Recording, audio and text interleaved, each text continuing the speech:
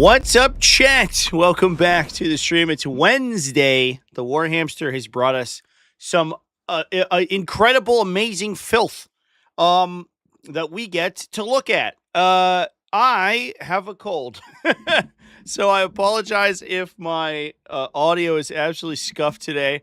I think I picked something up at Captain Con, and I'm a little snuffly, so that might color my commentary here. In addition, folks, for those who are interested, just about after the stream goes down, probably should be pretty shortly after we finish up here, I will be live over on the Twitchies, and we're going to be doing some commentary on a game. I'm going to look up the matchup, actually, real quick. It's a finals game. It's going to be Adeptus Mechanicus versus Thousand Suns, which is kind of sick. And I believe it's the Thousand Suns Risen Rubricate list I actually lost to in the semifinals, so kind of a cool list. And I'm excited to see if it has what it takes to outscore the old Thousand Suns. It was my record with Harry Dan. I was 4-1 at the tournament over the weekend. I did lose one game. Despicable, chat. How dare I lose a game with Harry Dan? I'll have a there'll be a battle report of that GT. It's going to be like kind of a production, like the one I did when I played Sixth Creator Demons at Nova. And so that'll take me probably at least a week or two at the optimistically, I guess, to get that out. But yeah, I will have like a full recap of all my games. So yeah, let's talk about some stuff. I want to talk about, I was like poking through threads, and I found a series of various quote that guy end quote threads. There's some crosstalk between threads, which I like to see. There's a couple of horror stories, which are always fun. And that's what we're going to be going into. It's not super recent stuff, so it's not like we're talking about anything particularly, I don't know, like new and shiny. But it is going to be stuff that we are, that we're talking about. 8-bit sweater, your friend punched a hole in your drywall when he faced your pre-nerf Victrix list. Does that really happen? That's incredible. First of all, based. Second of all, what a maniac. That's insane, dude. Love a good horror story that justifies your non-participation in tournaments. Well, that's not what we're doing. Generally speaking, I think the worst experiences that happen, I think, in 40k are not in tournament games. And this is probably something we'll get into in this series. We'll probably talk about it as we go through. But generally speaking, there is like a subset of the community that is not good enough to play in tournament games, that only plays casual games, and who ruins the casual scene for everyone else. But as they know, as soon as they go to a tournament, they're gonna get shit on. So all they do is go to casual games and just be the worst. And I know every person who's been in the community for long enough has had an experience with those people. I did have some horror stories. I actually talked to one of the players I played at the Captain Con GT, said like he had played a couple years ago and he had a bad experience with a salty player. But he said that in 10th edition, he has come back to the game from Age of Sigmar, and he said that the community has improved in the last 3 years or so dramatically. All his games are amazing, and he met a bunch of cool people, which I think is generally the experience, the tournament experience. As much as we talk about people doing silly things, that is absolutely more the exception than the rule. And I don't think that I think that tournaments have a decidedly unearned reputation in the community right now. For sure. Played some Joker using a Harridan, weird guy. He's like, I played against a lot of people who were cool, and then there's one fucker who had a dragon in his list. Good stuff. The Victrix honor card seems like a true story, and more importantly, relatable. So true. All right, let's go and talk about some stories, chat. Let's hop in here with an oldie but a goodie from last year. This is from the core Warhammer community. So this is not Warhammer competitive or anything like that. It's not even Warhammer 40k specific. But Rose Revenant over here says, I'm new to the Warhammer hobby as of last year, having only painted 4 Space Marines. Right now, I'm currently halfway through painting a Vampire Lord for Age of Sigmar. Anyway, my story begins earlier today. She immediately had this experience. I went to tell everyone about it. Fair enough. I went into my local Warhammer store to talk to the store manager there. Let's call him Drew to get some advice and pick his brain. He's been such a wellspring of helpful tips and tricks. He's a kind guy, always happy to help. Absolutely based Warhammer store manager. We stan Drew. Every interaction I've had with him has been a positive one. I went in today and he was busy helping someone else. Unacceptable. Fire him. Other customers? No way. And it looked like it was a pretty big sale with a huge amount of boxes piling up on the counter. It was all Victrix Honor Guard. Guessing someone was starting a new army. Regardless, he smiled and waved an acknowledgement as I walked in before going back to the conversation he was having. Seems pretty normal. So I'm just browsing while I wait, looking at nothing in particular, making mental notes of some stuff I might want to paint another day. Enter that guy. I guess TG, capital T, capital G, that guy. What if it's also his initials? His name's like Terry Goodman. And we just outed him. Because NIDs are too good right now. I know. Too strong. Dude, it was rough. Attacking anything above toughness 9 was like, oh boy. We were in for a wild ride today, folks. I want to preface this. I know that that guy encounter in the wild is like running into a shiny Pokemon. It's rare, not something you're exactly expecting, but you always remember it when you do. So I'm there with my half-painted vampire in one hand, a Chaos Space Marine character box in the other, minding my own business. And this guy says, you can't run that in your sister's. What a fucking asshole.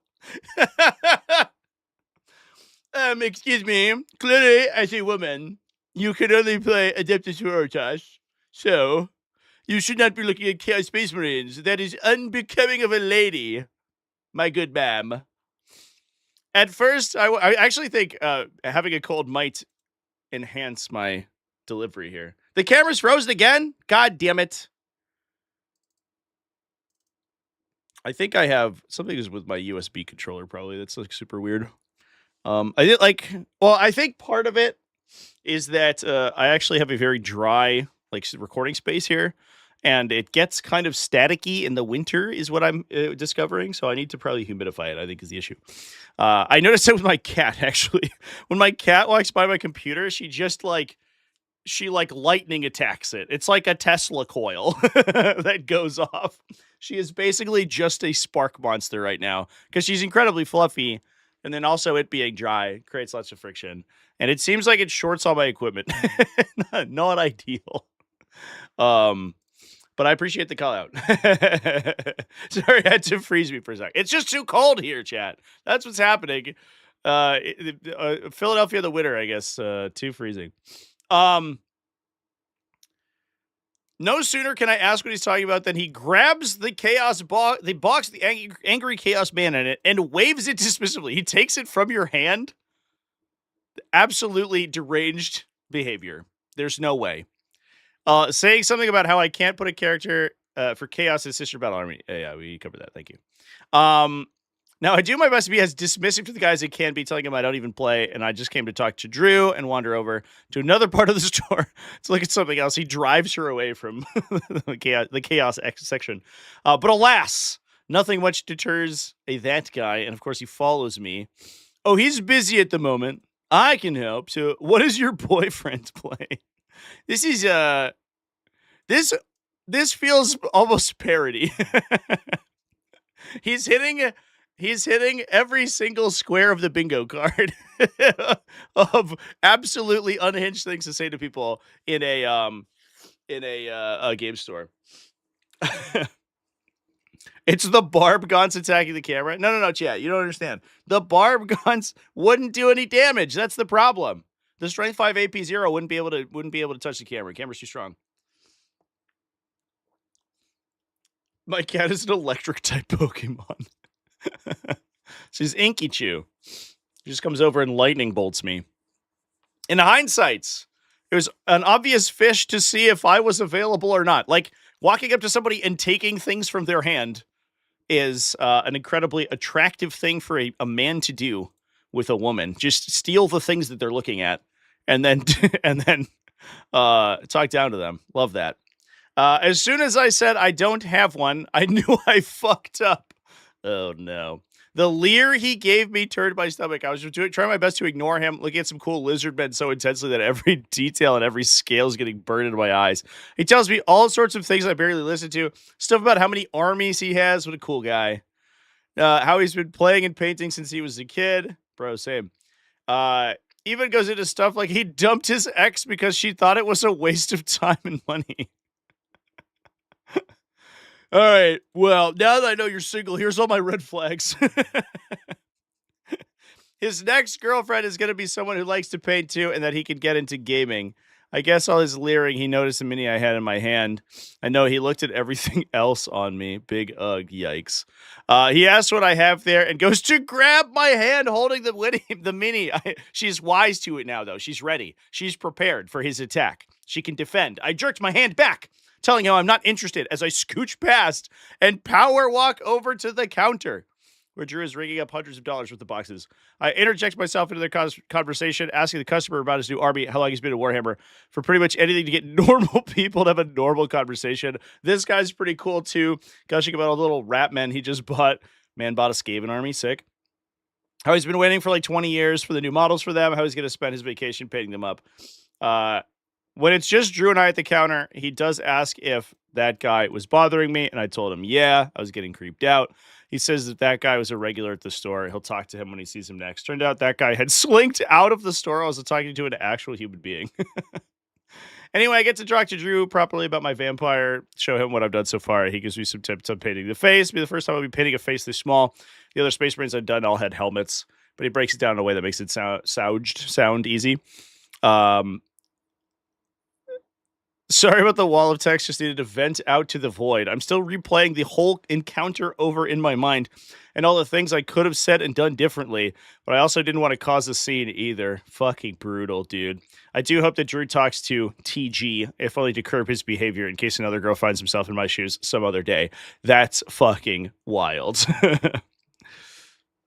The Barbgon's battle shocks the camera. They unleashed a shadow in the warp on it, and it fell to battle shock at -1. I have not scored 5 victory points for my little Logitech, holding my home objective over here. Update. I went back to the store yesterday, had another positive experience. Drew told me that he has spoken to TG about his behavior and told that guy, and that guy told him to convey his apologies. That was nice, but I let Drew that in-person apology would be nicer. Do you want to talk to that guy again? You super don't. There's no way. And if he wants to talk to me about painting collecting, he can. Just don't creep on me or stare at my tits. Fair enough. A classic, chats. A classic. I have a hard time believing these posts nowadays. I think that's probably fair. I do think that the... And obviously, we are on the big Warhammer Reddit. This isn't like any of the competitive forums. And like the do you play Sisters of Battle or what was the other one? Like you play like Wood Elves? You play Sisters of Battle or Wood Elves? Although oddly, the proportion of female players who play Tyranids is actually really high. I think because like a lot of them are little cute guys, which is fun. They're like little animals. But then also asking about like her boyfriend or whatever. That feels like he feels like a parody of an actual human being. But also he could just be. So who knows, chat? Not making a scene is probably the best choice. Let them know it isn't appropriate behavior. Yeah, for sure. Yeah, if you give them a dressing down, I think guys like those kind of like fold really quickly. I mean, I think most people would if you just like walk up to somebody and talk to them and they just like shit on you. But that's a kind of temperament that not a lot of people have, especially not a lot of people who are just getting into a new hobby, and especially this hobby, which tends to be very insular, right? So it's like that's already asking for somebody to probably act out of their own their personality, which is super tough. It's just shitty in general. Don't be a dickhead to people. Just be nice. Just be nice to people and smile and say nice things. Let's not judge TG until we get his side. So true, chat. Why wasn't I thinking of that? Why didn't I consider that he might have a very valid reason for stealing this woman's things and taking things out of her hand and also hitting on her in the worst way possible? I like the idea that he would tell someone, he's like, "Hey, babe, I have so many Warhammer armies. I broke up with my last girlfriend over them." Cool, man. That's the worst possible thing you could have said. I can't believe you would say that. All right. So that is a good palate cleanser, a little aperitif for some of the situations that we were going to talk about today. I think that's the only one I have that's like sort of a social situation. I think a lot of these are going to be game play discussions. And here is another classique. And I think this is one that feels to me like we could talk about kind of this sort of casual toxicity thing I was discussing. What's worth 14-year-old Trevi having his bottle called racial slurs or just no. I wasn't 14 when he dropped an N-bomb on my army. I was like 28. That was right as I was getting into modern 40k. That was only a few years ago. Yeah, for context, chat, when I was just getting into 8th edition, so it was like pre-pandemic and stuff, and I wasn't really I was probably in for 2 months or something, maybe 3 months. I played one RTT, and I was grinding games to get experience, and so I played this dude, and this guy, it definitely goes in my list of just the worst games I've ever played. We show up and I'm doing tournament grinding, so I usually set up there's an ITC tournament standard for terrain where you would have buildings in certain places because there weren't real terrain rules in 8th edition and there weren't prescribed terrain layouts, but then you would have these big 12 by 12 ruin walls, these huge L's that would go in the middle of the table so that you didn't immediately shoot your opponent's army to death. And so I set up the trade, and I was like, "Oh, hey, I set up this ITC Nova standard. Does that sound look good?" And he's like, "Yeah, man, that sounds fine." And then he proceeds to he had infiltrators. He was playing Alpha Legion, I think, and so he had infiltrating Legionnaire squads, and all his Legionnaires he infiltrated at the top of the L's. So it's if you can imagine, I'm sure I could find a picture actually. This is absolutely a TG sort of situation. This was probably 20. Yeah. So I doubt I have a picture of the game. Oh god, what have I done? Here we go. But this is what the tournament standard was at the time. Where was this game played? I can't even remember. This is what the tournament standard was at the time. This was of a game that I played at one point. I can't remember where, but there were you play these big, huge L's because the game forgot to write fucking terrain rules in its own system. It was dog shit. It was bad. Oh, I think I know what this was. I think this was at a friend's house, actually. This was a fun day of gaming we had. And so he proceeds to take his little Chaos Space Marines and he puts them all along the top here because he knows that I was playing Tyranids, I was playing 60 Gene Stealers, and I don't think I had Exocrines or Hive Guard at the time, which were the meta ranged units. So what's up, baby girl? How you doing? I get an appearance? You gonna come electroshock my camera again? And so he knew, he was if I just go at the top here, he can't interact with my Legionnaires. And I was like, well, the terrain rules state in the packet that you actually can't place models on the top there. So can we not do that? And he looks at me dead in the eyes. And he's like, "No, we're not playing with those rules." And I'm like, all right, man. This was also, I don't think, the first time I played this guy. So it wasn't a thing where I don't know, we were totally unknown and he was just trying to weirdly get one over on a stranger. We had played before. And then he just comes, he rocks out with this "No, we're not playing the tournament rules. Fuck that." I was like, cool. I'm glad you want to play this hyper interactive game of 40k with me. And so I have this big warrior brick that you could use as a bunker because they had a -1 damage strat in 8th edition, I think, if I remember correctly. I can't remember off the top of my head. But anyway, I had this big warrior brick. And at one point, he's just my guys are going to charge those hard R N bomb. This dude was white as fuck. He was like this goth guy. He had like fingerless gloves and everything, like fucking mesh. It was wearing like mesh. Just the whitest man alive. And he just drops a hard R on me. And I was like, fucking what? Excuse me. And I think I was so taken aback. I was like, my response was like, well, you can't call them that or something like that. I was like, in hindsight, I was like, fucking go at this guy. And I was like, as I was like walking away from the game, I was like, the game lasted like 15 minutes after that. I was like, all right, we're done here. Like a second later. But I was like, what? My response was so tepid because I was just shocked that this pearly white man would just drop a hard R in my game of 40k. It was fucking crazy, dude. One of the worst games of 40k I ever played. Also, I won because it turns out if you put all your guys on these little things, they don't go on the objectives and you don't score any points. So he was like, I'm going to get one over on him by putting all these las cannons in a place where he can't engage me. I was like, cool, man. I score another fucking 12 on primary or whatever, like when you want to do. Just a worthless fucking person and game. Waste of everyone's time. I was literally stun locked. Like, so true. So true. It was fucking crazy. Yeah, that was insane. Anyway, yeah, I wasn't 14. I was like almost 30. It was wild. All right. Let's talk about some other stuff. I'm probably going to do, I don't want to like make just videos about like gaming horror stories like that.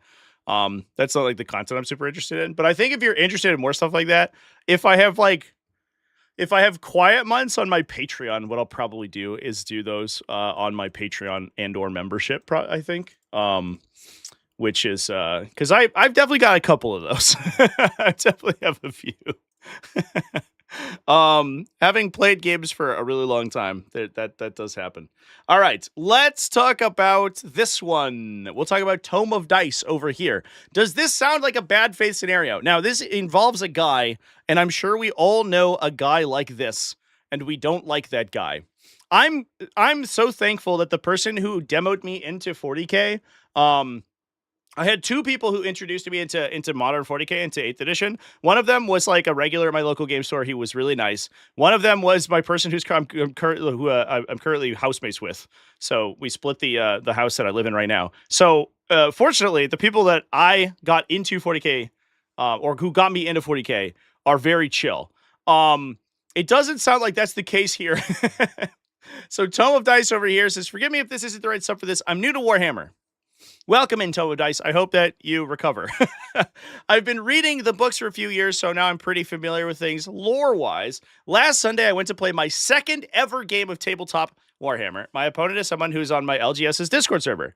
Great place to find games. When I messaged the server looking for somebody to play and guide me through a 2,000-point game, this guy, Frank, fucking Frank, dude, offered to show me the ropes. God damn it, Frank. Frank said he'd be bringing Dark Angels against my Tyranids. A few days passed on, and on that Sunday, we met up at the LGS to play. When we arrived, he mentioned he had 6 or 7 full 2,000-point armies. Good for him. Man's got an addiction. He's down bad. And this Dark Angels list was his tournament list. All right. Well, I think first red flag. Why are you playing your hyper-optimized tournament list? Your Wrath of the Rock with the Lion and 15 Deathwing Knights into someone who has played exactly one game of 40k. Do we need that? We probably don't. You could play Orbital Drag Force or whatever. You could play Anvil Siege Force, and I think the game would be more interesting. The answer is yes, we do need that.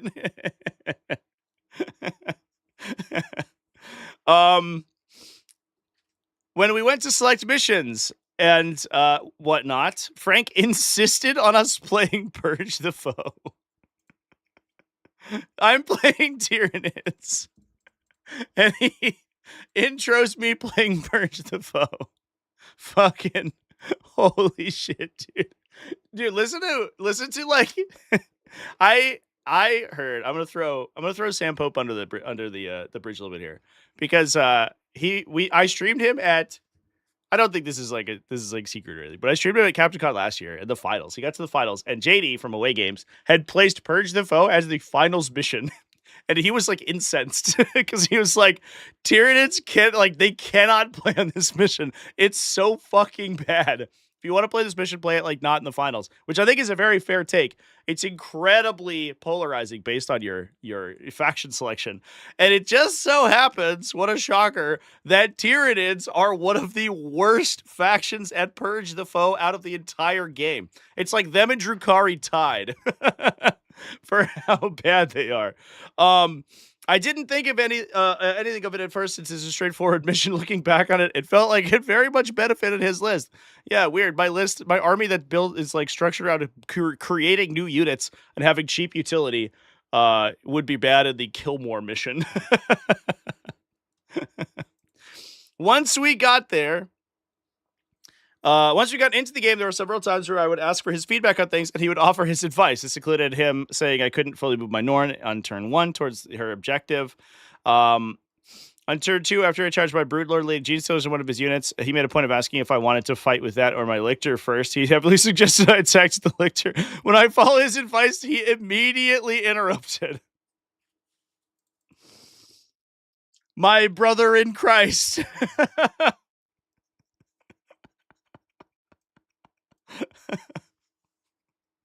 Oh my god. This man has played one game before. You can't gotcha them with mind games. They will take your advice. You're supposed to be cheating them. You're supposed to be teaching them. Oh my god. That's fucking brutal. There are a few more examples like this with the whole game ended up feeling like he would offer advice and then do something to hard counter me. I.e., he recommended I hide my winged Hive Tyrant behind some ruins, then move his tank to get an angle on it next turn and kill it. I had moved where he suggested. Bro just like sets himself. He's playing both sides, but he only wants Dark Angels to win. He just sets himself up to kill his opponent.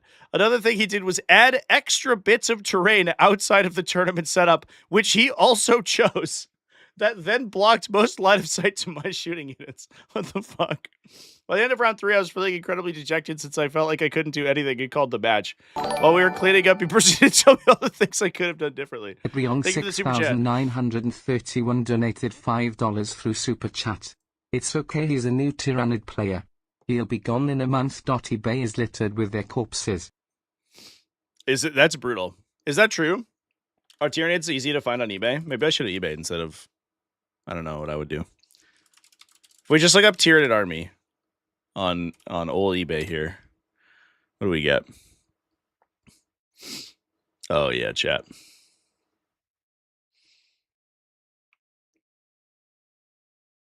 Look at all these new players getting in. RIP boys. That's just Chaos Space Marines. That's not Tyranids. Ultimate starters. Oh, that's just half of a Leviathan box, actually. There you go.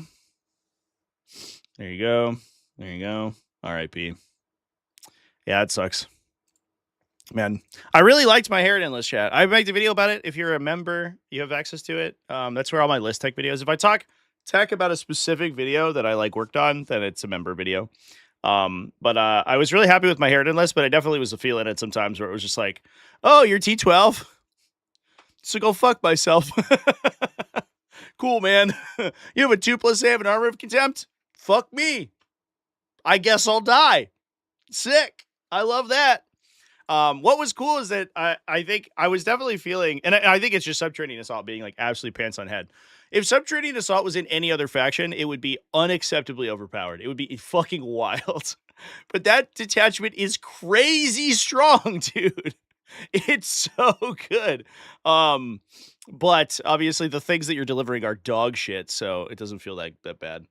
I can't wait to buy a Norn. Yay. Yeah, dude. I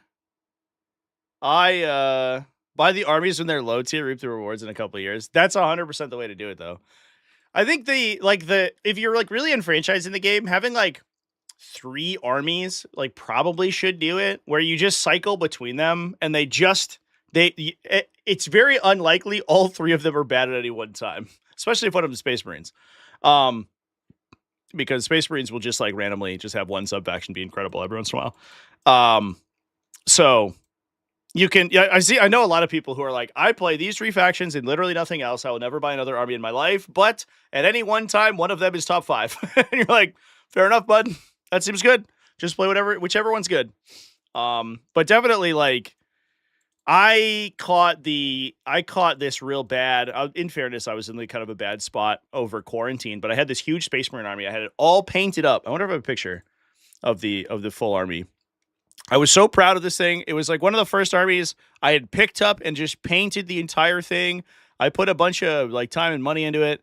It was really cool. And then when 9th edition ticked over, everything I had bought was trash. It was just fucking unplayable dog shit. And I was like so demoralized. I was like, I just don't want to look at this. I lost my job around the same time too. So it was like, I need the money and I don't want this army anymore. And so I sold it, and then immediately once 10th edition ticked over, everything I had sold was good again. I was like, you motherfucker. And I wish I'd kept that army, bro. I would have played so much more 40k. I can't find my pictures of it. Unfortunate. It used to be on my channel header. But it's just like, it sort of went to show me like the money I got for it did not feel like it added up to the amount of time and effort I put in that army. RIP.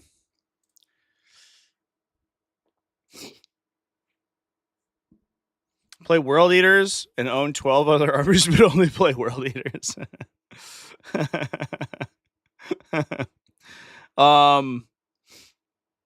John Lennon's Blue and White Marines are called the champions of Colgate. I do love that. That's actually that does make me laugh every time I look at that army playing. Because every once in a while I'll pull clips from John Lennon on my live streams, and I'll to use in a video. And every time I see his little silly blue and white guys, I just get a minty fresh feeling in my mouth. It's the perfect branding. They should really get a brand deal, honestly.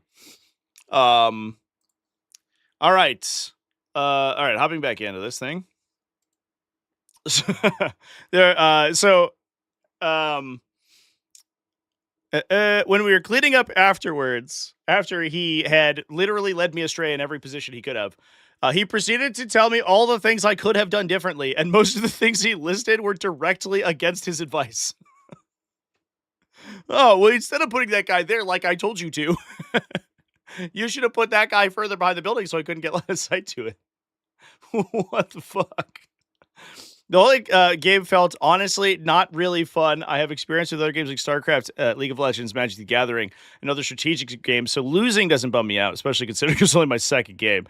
But the whole thing left a bad taste in my mouth. I'm mostly wanting feedback about how others view the situation. Am I just being sensitive, or does it come off to others like he just wanted to pub stomp a newbie? 100% he did.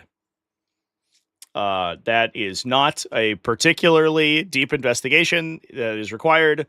That man just wanted a W by any means necessary. I will play against a person who's new. I will play against fucking Tyranids who are dog shit and bad.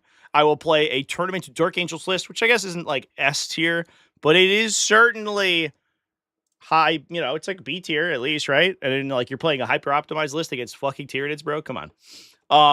And then also I would just lead my opponent astray a bunch of times with abilities they didn't know about. Oh, I didn't know I could, because it's my second game of 40k, I didn't know what counter assault did. So I didn't accurately play around it. Oh, gotcha. I'm just going to fight with Azrael and kill your whole unit. What the fuck, dude? Absolutely crazy. Yeah, just avoid that dude. He'll use the her adjective for the Norn, or the, yeah. It's because, so, Norns, I don't know what the current lore is because they keep retconning things, but Tyranids all used to be birthed by a Norn queen, which was like like, basically like a biostructure. It was like a big Tyranid, but it would make all the little Tyranids. And when they released the Norn Emissary, I think the idea is that it's like, it has like a direct uplink to the Norn queen. But I also have used the female pronouns for the Norns too, because of the how closely tied it is with the Norn queen, which is obviously, a lady, I guess.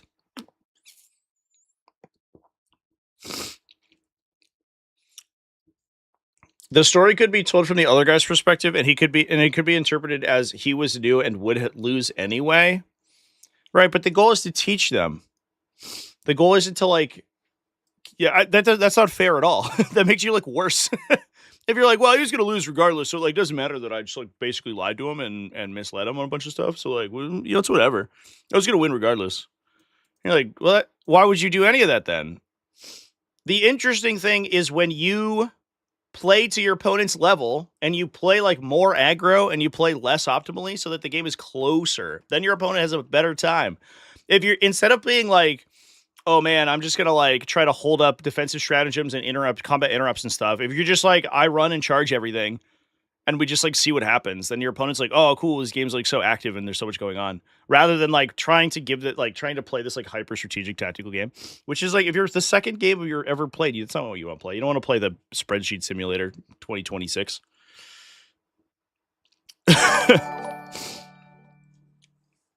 Edriong 6931 donated $2 through Super Chat. I bet he used Belial. I bet he fucking didn't. There's no way this man used Belial. I bet he was like, oh, Belial's like unoptimized. I'm going to play my Lion and Azrael. Azrael's with 5 Stern Guard veterans. I have 3 X5 Deathwing Knights and Dark Shroud. You give him stealth. Cool, dude. 2 units of 5 Vanguard veterans with Storm Shields for the invuln save. I'm going to sneeze real quick here, chat. Ooh.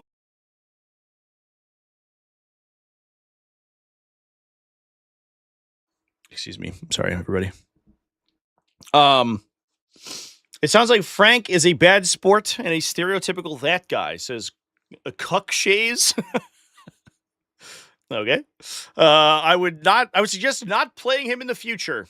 Yep. They sound exhausting to play with. Take the experience as a way to learn the game better. Decide the type of opponent you want to be. Frank was completely out of line, not indicative of 40k players, but did show you things to look out for. Specifically, bringing a tournament list to a friendly match without checking beforehand. Like, somebody who hasn't played before. You want to bring a tournament list to somebody who's played for 10 years or whatever, and he knows all the rules and stuff? Whatever. It's fine. You want to bring it to somebody who has not played before, and you aren't also helping them construct their list? Brutal. Beaches 511 says, Frank told me it was his tournament list. I instantly knew what type of person it was. What a bella. Bring a tournament list to somebody's second game. Absolutely bad faith. Brutal. So he was telling you how to leave yourself vulnerable and then take advantage of it. Sounds kind of silly when you put it that way. I just want to make sure I wasn't being overly sensitive. Yeah. Says this is the original poster. Thank you, Chance. Thank you for the bless yous. Appreciate that. Yeah, I apologize. I'm so sniffly today. Hopefully it doesn't feel like I'm super sick or anything. It's just like headaches and stuff. So I'll probably sleep it off over the course of the week. I hope it doesn't impact my streaming this weekend because I got to go over to the Winter Ruin, which I'm excited about. Sorry to hear about your experience, Frank. Since like took the opportunity to beat up on you and not really help you out like at all. Here's a few things I would be on the lookout for. Maybe bring up in another game. Ask them what their army does, how they're going to play it, some weaknesses you want to be able to watch out for. Have them explain their moves when it's their turn as well. Be open and communicate. Yeah. So, and I think we've all sort of like experienced this sort of person, right? This kind of player who's like,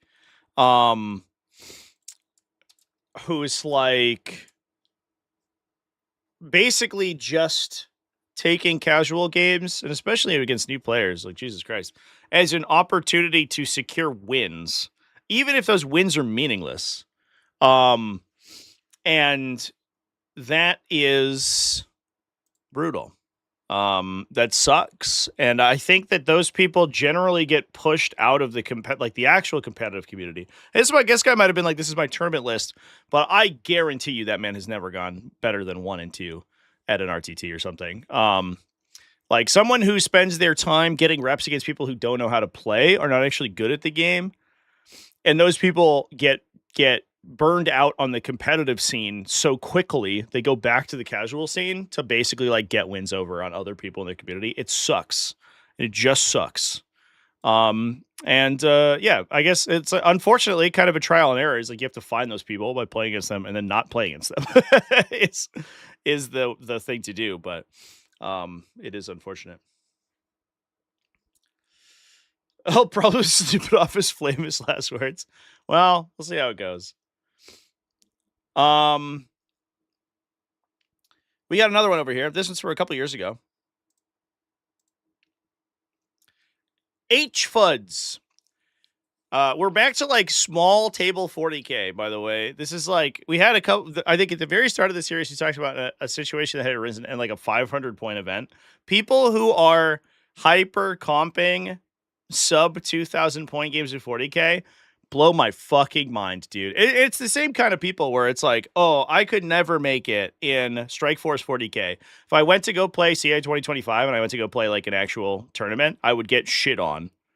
So I go to incursion events or combat patrols or whatever, and it's like absolutely brutal. And those people suck. I'm gonna blow my nose again real quick, chat. I got a little runny nose. One moment.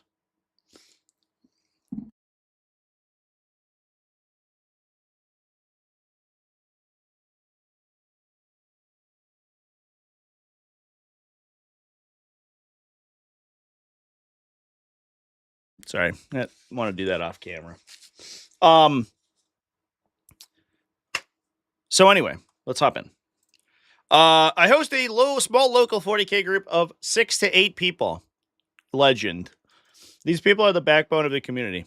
And I have a player who plays relatively very meta heavy list that are super oppressive and unfun to play against. Add this to most players that are being relatively new. And I constantly have to juggle the matchups to make sure this guy doesn't ruin other people's experience of the game and they don't quit their group.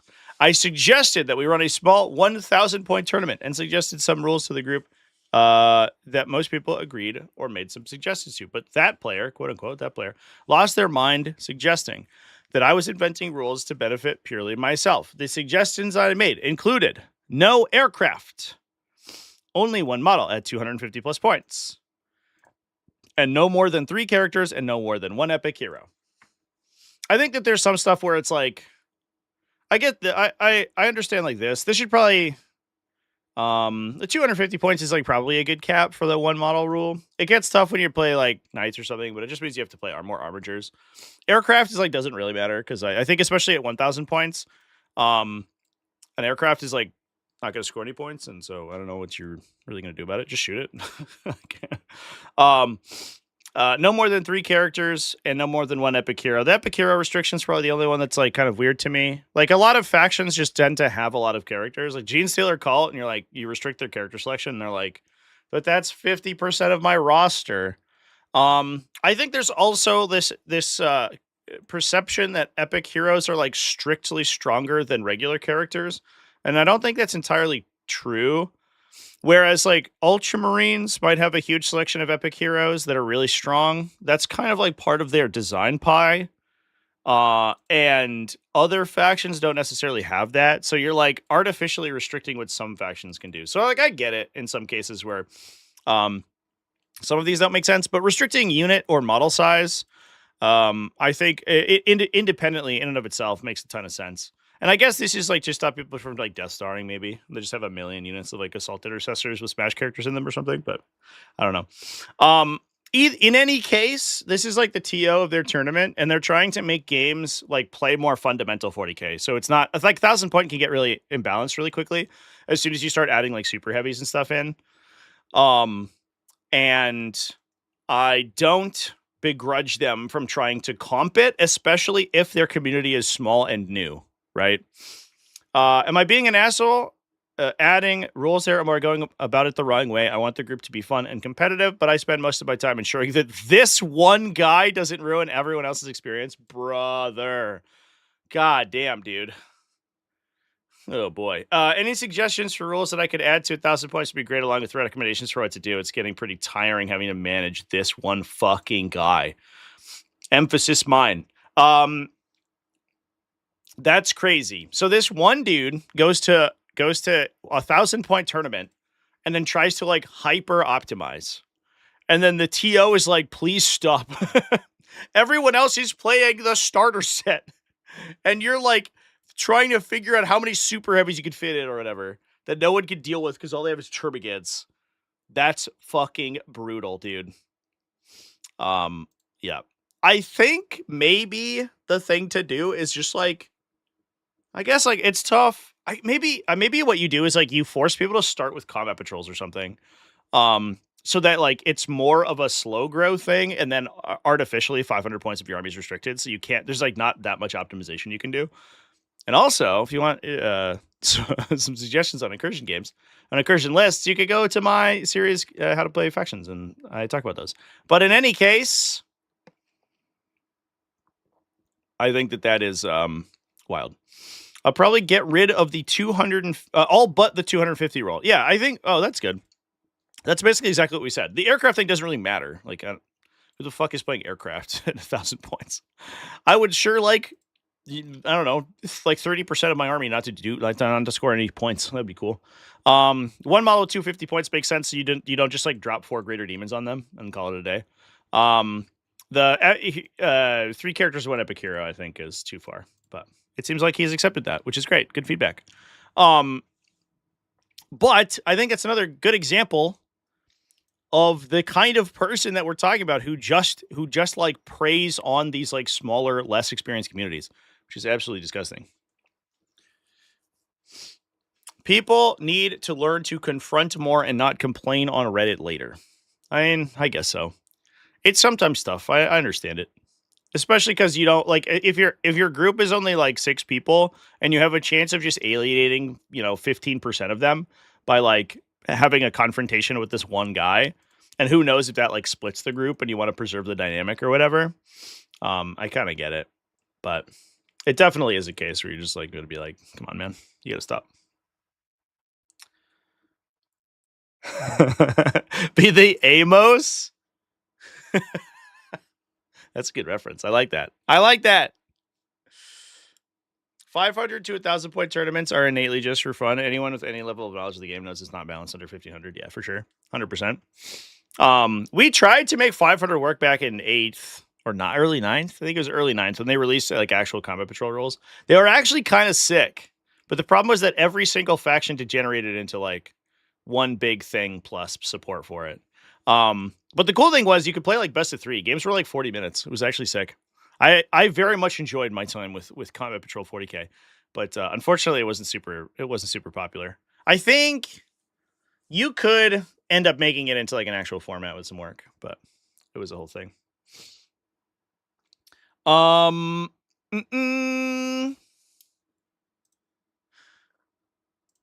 So that's a good one. We got some more. There's always more. They never stop. Never stopping.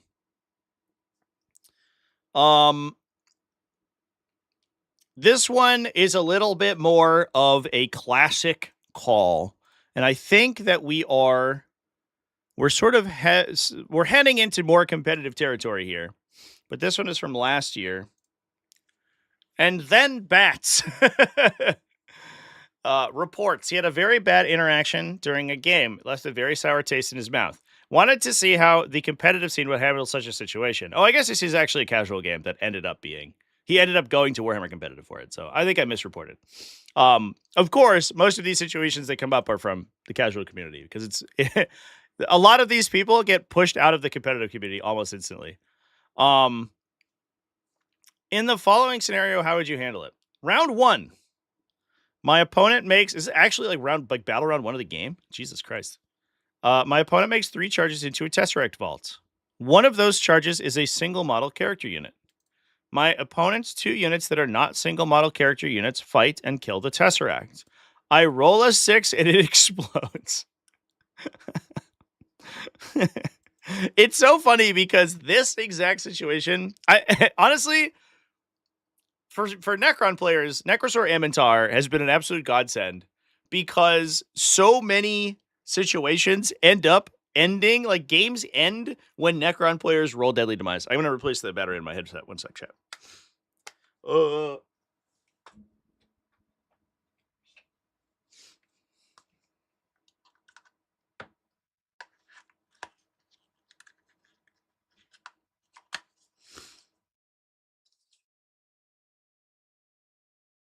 All better. Let's go.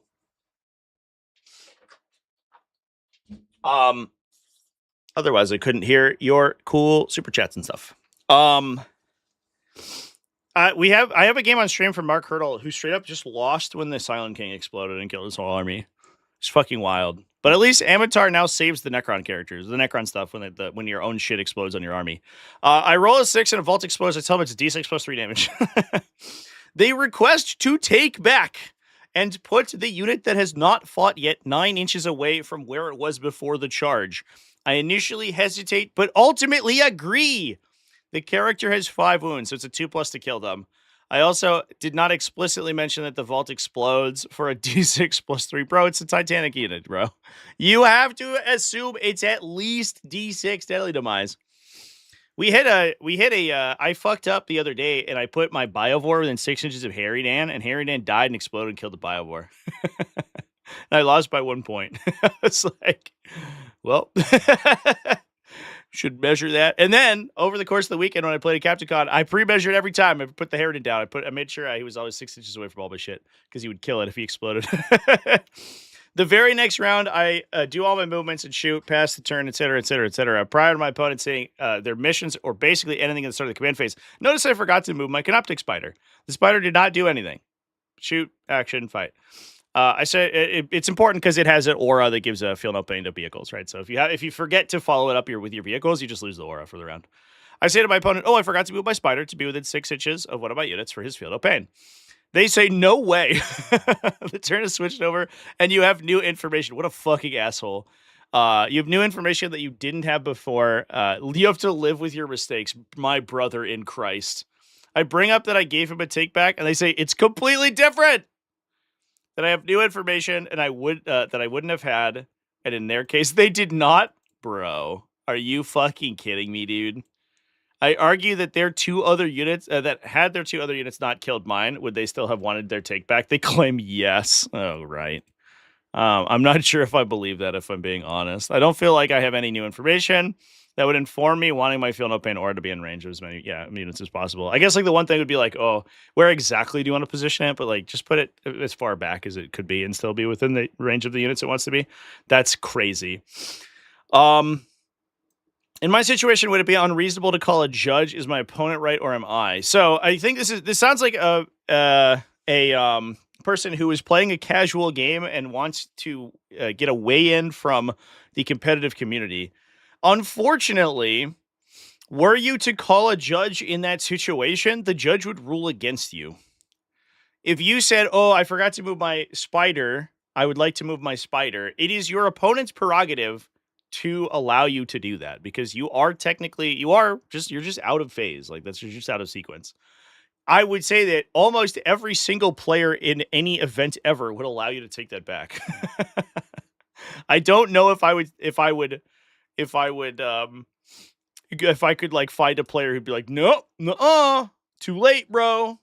That's wild. That's actually wild. I guess like the difference is like maybe if you're like trying to follow up like the Silent King or something and the Spider and he like charged and you weren't like sure where the Spider had to stand or something. I guess that could change it. But if it's just like he's following your Doomsday Arcs around or something, like who cares? It doesn't make a difference. But then the thing, and I think the comments section points this out quite a bit, is that the allowing to take this back was also pretty wild because I do think that like it seems to me, assuming that the situation was that the Spider was simply going to move to like a prescribed area of the battlefield in order to project its aura, and it wasn't trying to like pre-move for a charge or something like that. This just like straight up is way too far. Like the fact that his opponent asked for this take back at all is crazy. Because that's just like so out of line. I don't know if I'm not sure I could like name anyone who would actually like unironically ask for this take back. It's so insane.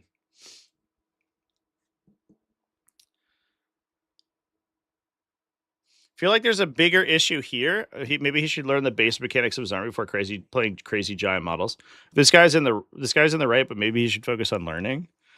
I don't think that this is a problem of base mechanics because sometimes you just forget to do stuff. Like I don't I don't know if I agree with that. Like 40, part of the problem with 40k is it's like an incredibly complex game, and there's like a million game actions happening every turn. And so sometimes you just forget to move a unit, right? Like it happens at top tables. Like you go to top tables of a major or something, and people are like, "Oh shit, I forgot to declare my aura or my ability, or I forgot to move this thing. I didn't oath or whatever. Do you mind if I just put it here?" And everyone's respectful of that. And I feel like this doesn't feel to me like it's like, "Oh, I didn't realize the exact formation that I had to adopt in order to like most optimally play this particular composition." He just forgot to move a model, which is like fine.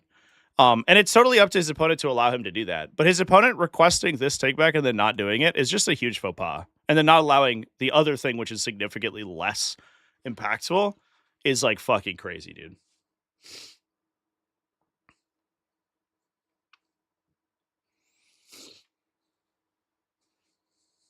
There's a difference between between forgetting a unit and wanting a take back based on new information. Yeah. The difference is that this guy, like the first one, is a conscious decision that someone made for a reason. And a lot of times, like when you're, when you're considering whether or not to like request or to allow a take back, if your opponent asks you for one thing to do is to consider the reason that they did a particular thing. So if you're like, "Oh, I charged my character into the Tesseract Vault to kill it if my other units fail to assist in killing it," then suddenly you've made a game action and you sort of implicitly accept the risks, right?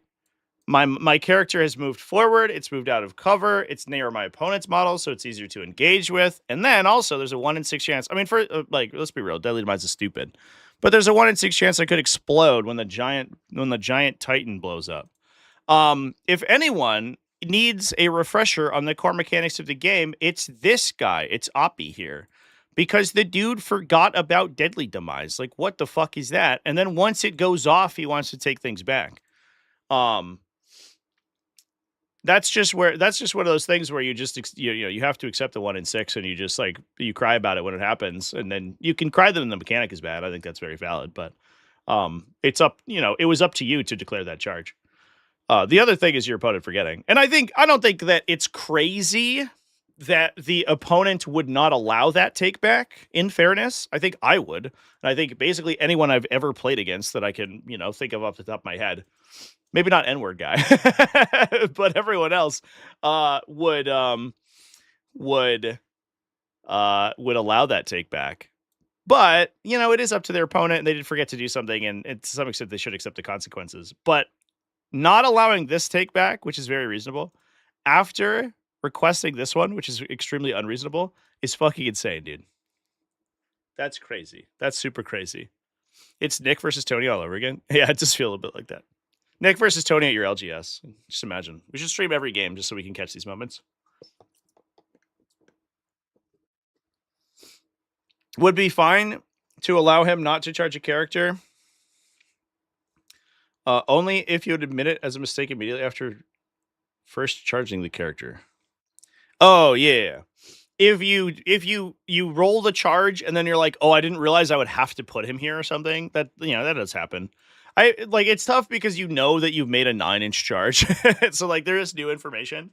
But declaring a charge and then rolling like making it and having like no new things happen, I don't know, means that there's some weirdness. But sometimes you're just like, "Oops, I forgot that I needed this guy to be here for engage in all fronts or something. Do you mind if I not charge him?"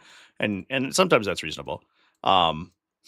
It is a little bit tougher with charges that are declared because the exact distance that you charge is such a valuable piece of information that knowing that can give you like a huge edge if you then try to change the board state after the fact. But doing so after you know that you don't need the character to kill the vault and that the vault will kill the character in return is like crazy. That's like so wild. I just have a tough time imagining this game, right? Especially because it's like a casual game, and sometimes things exploding in casual games is actually like the greatest thing ever. I will rag on Deadly Demise as like a competitive mechanic, but every once in a while, it's funny as fuck.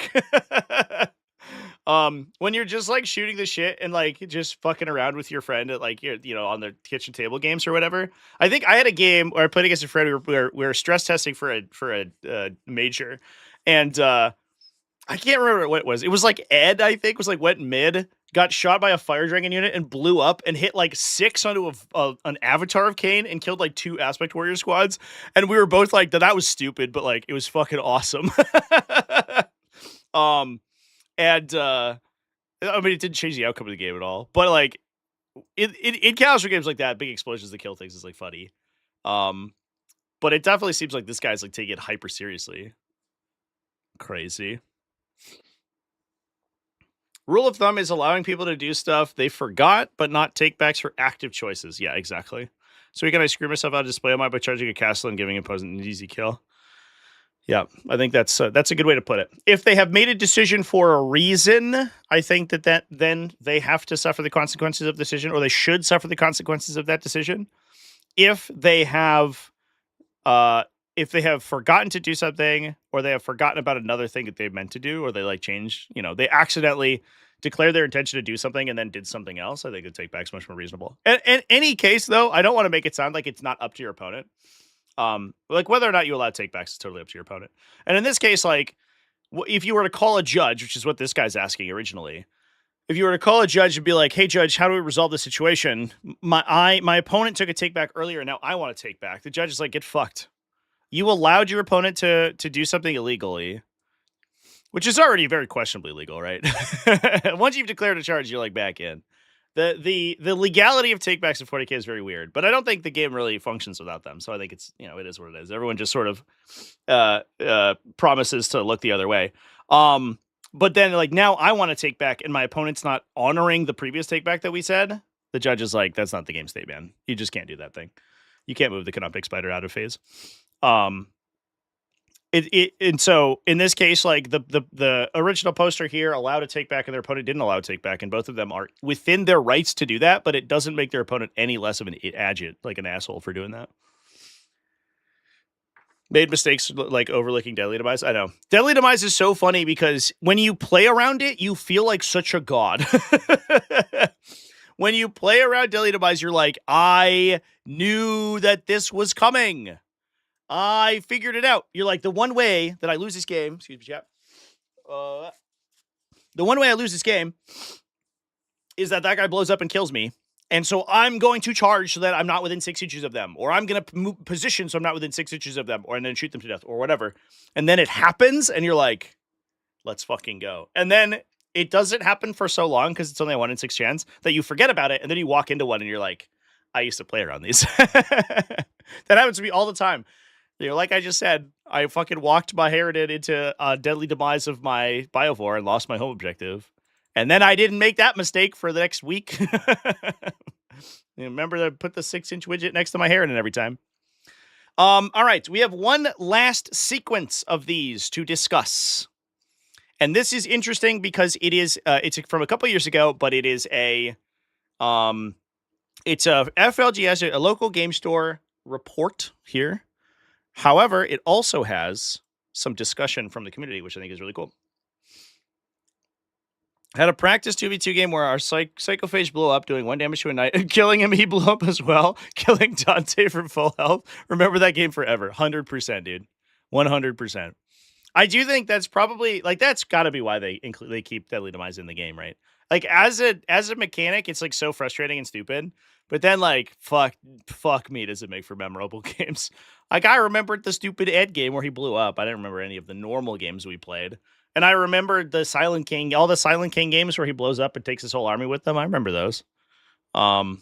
Hugely impactful. I remember it was like so funny though, back in 8th edition, because Deadly Demise was like, or, explodes or whatever, the equivalent was back in that day, was so crazy sometimes. Because like everything blew up for D6 damage for whatever reason. Like fucking Redemptor Dreadnoughts and Impulsors and shit blew up for D6 damage. It's crazy. And you could reroll them as well. You could reroll the effects. So you could blow up a tank and some of the stuff blew up on easier numbers, or had stratagems to auto explode. Like a lot of factions had stratagems to auto explode. The incidence of deadly demise was like so much more impactful. I remember that there was this huge backlash from like people who I would consider were relatively casual. I remember listening because I was like big in a podcast back when I started playing the game, and there was this huge push at one point because like a couple of tournaments had been swung wildly on their head because like D6 damage explosions had happened that just fucking flipped the whole game on their head, and people were like, "Take this mechanic out of the game." I just thought it was really funny because it feels like I don't know, a lot of the perception of that ability has shifted. All right, let's talk about this one. Zealous Ideal End. Zealous Ideal End. Okay. Says, as for tips for playing against a that guy-ish person without walking away. Setting, semi-competitive. It's a friendly local game store league, so not a tournament, but just like a slow grow or whatever. My opponent is nice enough, but struggles to remember his rules. Gets excited ahead of himself, makes very frequent mistakes, always in his favor. Uh-oh. Mostly giving himself extra attacks and buffs which shouldn't have applied. While trying to call out mine using rules which haven't existed in decades. Fuck me, dude. Oh, man. Visibility being traced from models' eyes, you'd attack against obscure terrain, tanks shooting from specific spawns and locations, etc. Bro, who has not run into this? That's fucking crazy. I guess it's like tough because the game changes so much. If you don't play like super consistently, and keeping abreast of all the changes is wild. Even in the last couple of days, I played against a bunch of people who are like, not 100% sure of the core rules because of how much they've changed. And like once you're in, like this is clearly somebody who's been playing from like since like 5th edition or something, 4th edition maybe. This is OG. This is OG 40k rules right here. The edition fog has to be brutal. Has to be absolutely fucking brutal. Where you're just like, what? Which was the rule? I played with 7 versions of this particular mechanic. How does it work? But I will say there seems to be a consistent theme with a lot of these people where the parts where they try to quote older rules on their opponent are in their own favor. This happens all the time. Where you're like, oh, I'm going to overwatch at the end of your charge movement. And you're like, well, you can't do that anymore, Dad. They changed that last year. And they're like, what? That's crazy. But then they don't say anything when your opponent, refrains from overwatching in those positions or whatever. Or it's like, oh, well, I don't think you can shoot your las cannon because you're turned sideways. Well, Dad, that hasn't been the rule since 1998 or whatever. So that's not what we play with. But, when you were shooting your tank, he was turned sideways too. And we didn't talk about that. And it does seem to be like it's people trying to dig in the back of their brain for information to beat their opponent with, which is just wrong, usually.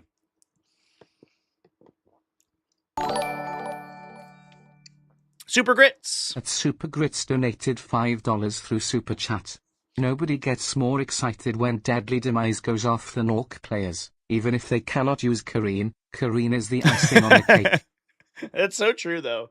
It's especially funny because like orcs is always like, if it's a low deadly demise, you get to take the hit on the knob and you don't care about it. You don't lose anybody. But if it's a big deadly demise, you just lose boys. And you're like, those guys were going to be in range to fight anyway, so it didn't matter. Orc players do get super excited about it for sure. At CDDCDJ donated $50 through Super Chat. Whoa, 50 Hi, Mexican. Have you seen the last drama in a GT in Mexico? CDJ. In the channel of Juicy 40k, his last video. See the comments. Juicy 40k. I'm aware of Juicy. Guard comment extraordinaire. The comment section of his last video. So he does a series where he does these meta updates. But where he only talks about guard stuff. So it's like best armies in 40k, like what I do, but he just talks about guard. All right, let's see the comment section.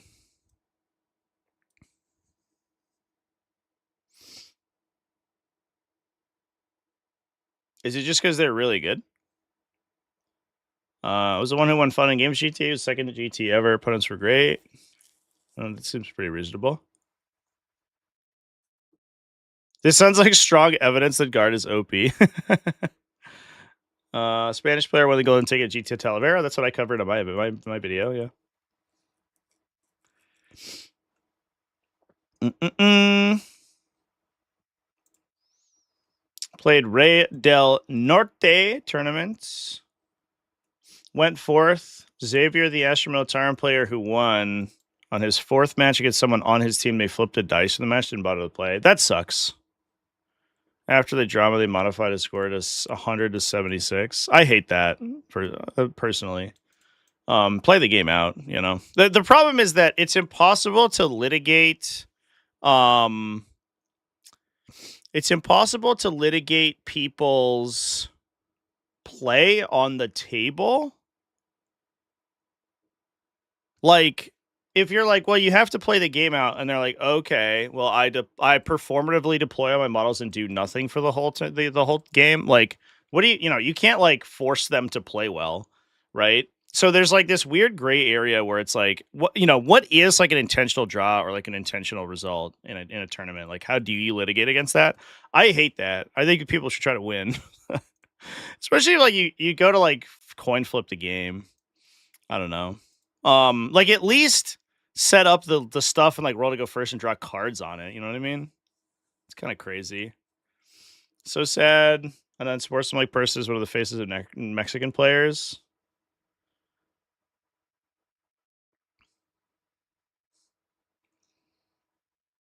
Why do you have to go around spreading lies? Jesus, what is going on here? You were not there. I played in this tournament. I played against Zappy and lost. I wasn't mad. Just really cold in the room where we played. Game 4, they kept walking around checking tables to see the scores. We have screenshots of them submitting a 197. Surrendered Game 5 so Amador could get his second place and other teammates. I surrendered Game 5 so that Amador could get a second place and his other teammates could get third because I saw what they did. Wait, he like counter conceded so that their tiebreakers were worse? I had to go to the bathroom a few times, and each time I passed them, they were not playing. They didn't roll any dice. This is weird. What a weird situation this is at.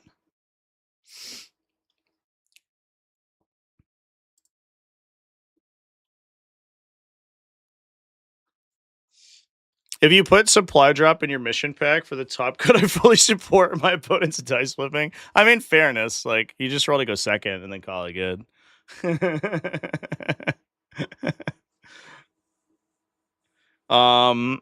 Interesting.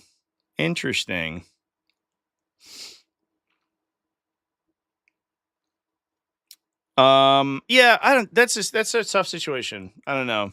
Like I know that a lot of games like have rules that prevent this, but like I don't know how enforceable they are. Right?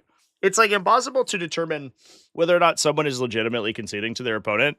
Obviously, in this case where they simply don't play, and we've had this on the stream before, right? There was that whole situation from I want to say it was from Sweden, right? Where two players decided to call a game, didn't play it, and then there was like a rumor started that someone had paid their opponent to win. We talked about that on stream briefly, but I spoke to the tournament organizer, and they had laid out the situation to me, which is very nice of them. I really appreciate that. But it was basically that like two players just decided to like not intentional draw, but like they decided to like preset final result, and then not play and go home early. And it was like a huge thing. And I know other games have rules against that. I think it's easy to say that you just have to play the game. But it's also like 40k is not a professional hobby. You know what I mean? There are professional players, but like you don't make money playing 40k. You make money on content and coaching and shit. So it's like it's not like you can go. It's like a sports event where like someone is like being financially compensated for appearing. It's the opposite. And so you can't force people to play their games at 40k. That's shitty because they paid to be there, right? At the end of the day, a tournament organizer is selling an experience. And if they don't want to participate, they don't have to. But also, if you are going to submit a score, you should play the game out, I guess. But then, like, once you get to the table, let's say that the tournament had like a no drop must play rule. I don't know how that's enforceable at all. But you get to the table and let's say like, hey, I'm just gonna move and I'm not gonna put my stuff on the objective so I don't score that much, and then you're gonna score higher than me. Right? Like you could just manufacture a board state where you have the outcome that you have wanted to at the end of the day. And so I think that it's probably like a case by case basis where tournament organizers have to address this stuff. And it sucks because it's like super hard to enforce and you're putting like so much more effort on the tournament organizer, but I think that's just how it has to be. Big problem with 40k is that the points matter for tiebreakers to some degree. Yeah, especially for stuff like this where it sounds like the golden ticket was going to an X1, right? And so it wasn't just undefeated. And at that point, the tiebreaker matters quite a bit. We had that to some extent at Captain Con this weekend, where there's 2 undefeated, but only one person got a golden ticket, so it came down to tiebreakers, and that's like out of your control for the most part. Imagine somebody calling the cops to force you to play out your game. Yeah, you have to play 40k at gunpoint.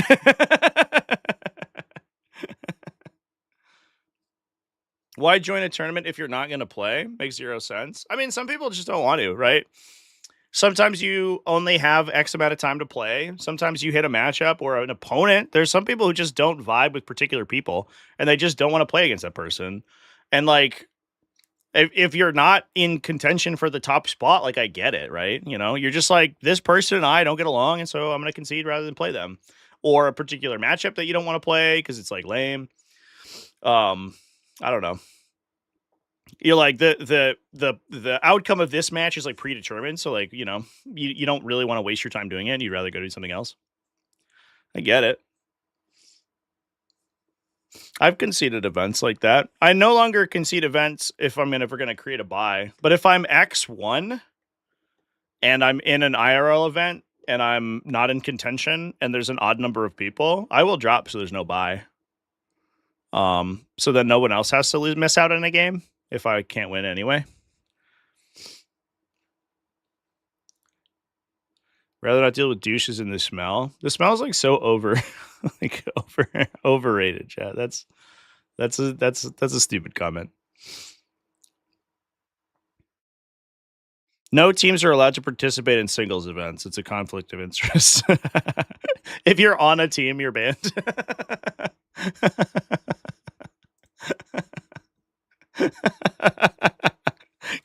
Could you imagine? It says Art of War in your BCP profile here, so I'm sorry we can't allow you to play. Or teams have to send one representative. Only one. You're only allowed one person at the event. Smelly nerds are pretty rare. Yeah. The other thing too is like people are like, oh, these like areas just smell because of the nerds. And you're like, is it? Or is it because you just put 500 people into a room together and made them stand there for 12 hours? Like, if you, let's say you go to like, I don't know, any other event that has people remaining in the same place for an extended period of time, and there's going to be a little bit of a smell, you know, just like human beings have an odor to them. But it's not like I can count on one hand the number of people who have like unironically been like, this person in particular smells bad. And I think it's basically the same proportion of people as you'd find in any other community, right? There's always going to be people who just like don't take care of themselves and are kind of gross. And I don't think that these days the people who actively go out to events, the proportion of people who are like that are not greater, or at least not that much greater than are in the standard population of people that you'd find in any large gathering of humans.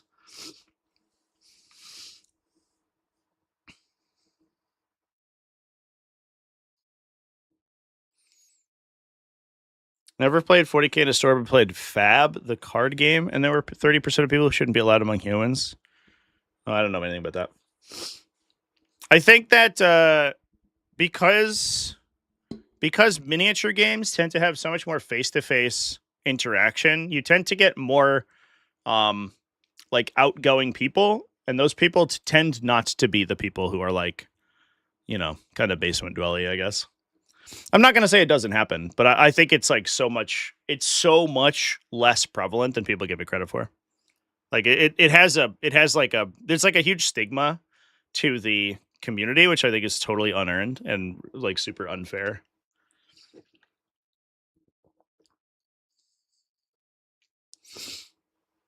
Fab is furry arena battles? Is it? Well, now I have to know.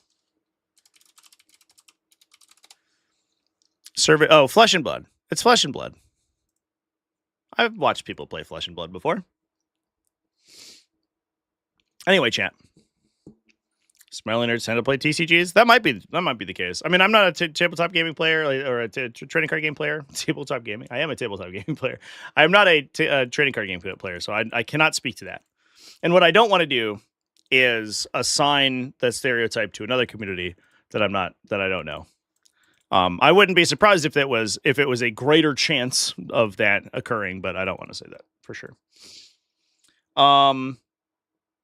Anyway, Chance, let's hop into this thingamajiggy. So, Zealous Ideal End 978. Thanks for the super chat, by the way. That was from CDDCDJ. Got us on an interesting tangent there. Kind of a good discussion. So we're talking about a league about this guy who is misremembering his rules. I've spotted more than a few miscounted ones, dodgy measuring, and so forth. What do you do is the question. Advice on here tends to err toward escalating to TOs in a competitive setting, or if in a friendly game, simply walking away and not playing them again. A few others in our FL. Yeah, it's weird for league play because like the typically like the league, there's no like TO on standby. There's like usually a league commissioner, I guess, which is oftentimes just like a store employee who doesn't really know that much about what's going on. I did have a situation like this come up in a league I was playing at one point a couple years ago. It was when the tier codes came out in 9th edition and just had a bunch of non-playable stratagems in it, and I was like, how are we playing this? And my opponent called me on it in the middle of a game. He was like, you can't use any of those stratagems. I was like, this is what we're doing. Okay, I guess so. A few others in our FLGS community want to play him and politely just say he's very competitive. They want to play him or they don't want to play him. I feel like that might be a typo. He has ADHD, is really into gaming, and I want to support him in playing and being part of the community. So ideally, I'd rather not just walk away. It seems kind of harsh if I can find a way to include him, which isn't too mentally exhausting. What a nice person Zealous Ideal End is. In our game yesterday, which had no time limit, I double-checked every one of his rules, repeatedly called him out. I think I picked up on most of his mistakes. I played on my own side slowly, explaining everything clearly. I politely asked him a few times to slow down, check his own rules each time before rolling, but he clearly finds that very challenging. It was exhausting. The game took 6 hours and wasn't much fun. Holy fucking shit, dude. Was that the right thing to do? Any thoughts or advice would be greatly appreciated. Fuck me. As an aside, when he plays in tournaments and leagues, he seems to win quite a lot. However, when I played him, he's never struck me as a particularly good player. Oh, boy. Yep. It's just not when it comes to remembering his roles, but overall strategy, too. I suspect others are just not calling him out so much on his accidental cheating. Indeed, he calls me too competitive for calling him out too much. Brother, you are listing red flags right now. I'd be interested to hear others' thoughts and similar experiences. What do you do when someone is a pain to play against, but not so horrendous that just so as not to get you kicked out? I think we all have played one of these guys at least once, where you're like, how do they always 4-1 despite being actually a moron? And you have to correct some other rules constantly, and then they make the same mistakes in future games. And this is a tough one.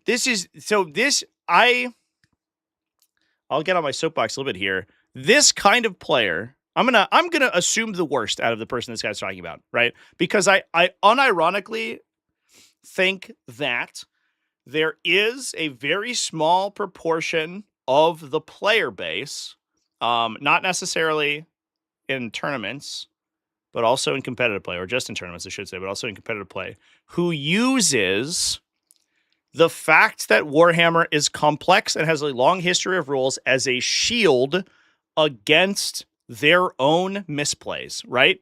So, you can't do that. I don't think. I think that's a rule that you can't do that. So don't do that. You can't do that. And someone who is less confrontational will just go along with what they say, right? Even if they're wrong. That happens a lot. Oh, I'm pretty sure I have X number of attacks or whatever because I did last edition, or I used to have 2 chain swords and now my model has 1 chain sword this edition. So I forgot how many attacks I have and I just rolled too many dice, right? But you keep fucking doing it, my guy. And it's tough because it's a difficult thing. If the opponent is not aware of the current state of the rules, they won't know enough to call them on it, which is how they sneak under the radar in a lot of instances.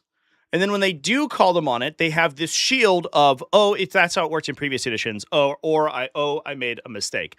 And these kind of people, were they to play, were this occasion to come up in a tournament, are the kind of people that make me want to say, we should have a fucking insanely hardline stance against this kind of behavior, right?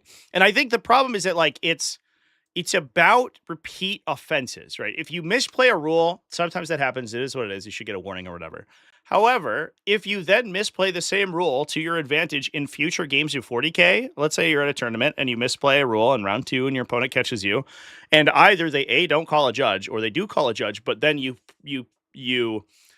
play the rule the same way in your favor, telling your opponent, "Oh, I'm just misremembering," in a future game, but they don't catch you, then nothing happens, right? And the only way to prove that this was malicious is with a pattern of behavior. But if they are canny and never establish that pattern, and you'll notice, like, these people will play against a lot of people who might be strategically good at the game, but not very rules knowledgeable, and they'll beat them easily because usually they're cheating. And then they'll play against people who maybe are on the other end of the spectrum and know the rules very well, but maybe, like, aren't playing hyper competitive or optimal stuff, and they will lose because they misplay a bunch of stuff and their opponent actually catches them because they suddenly don't have all these extra buffs they apply to themselves.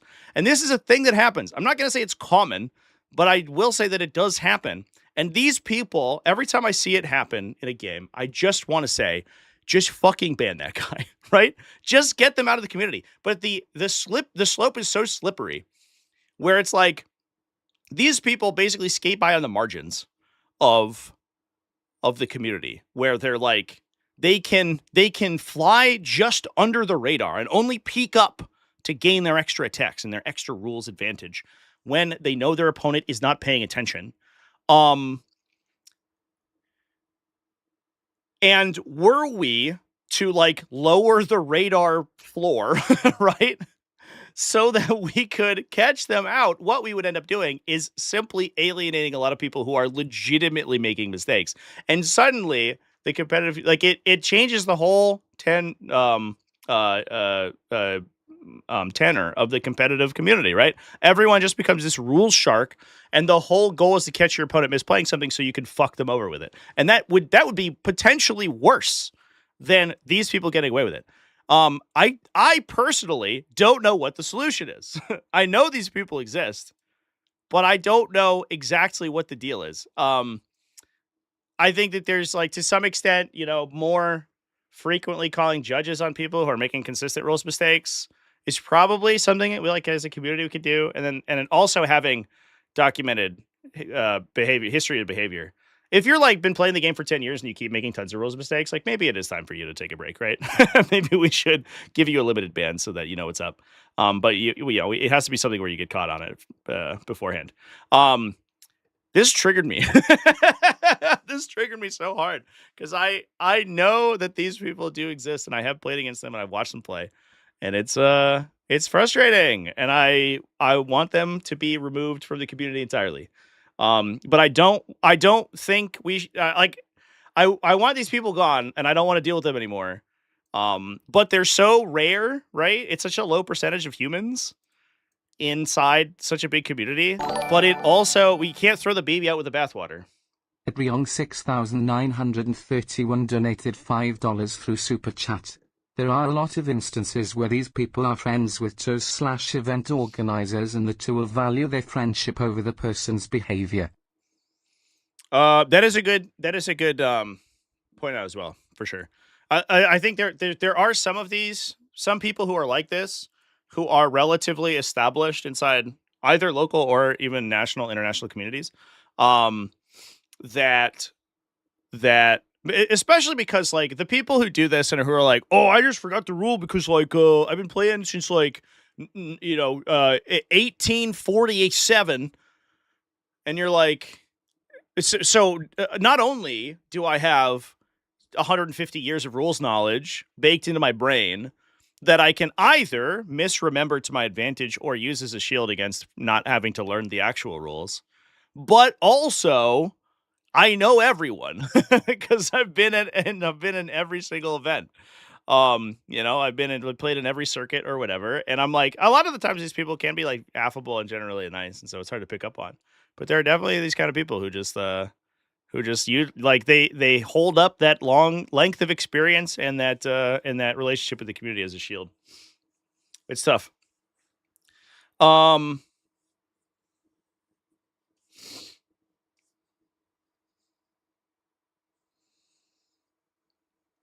I did not expect to react this strongly to this post.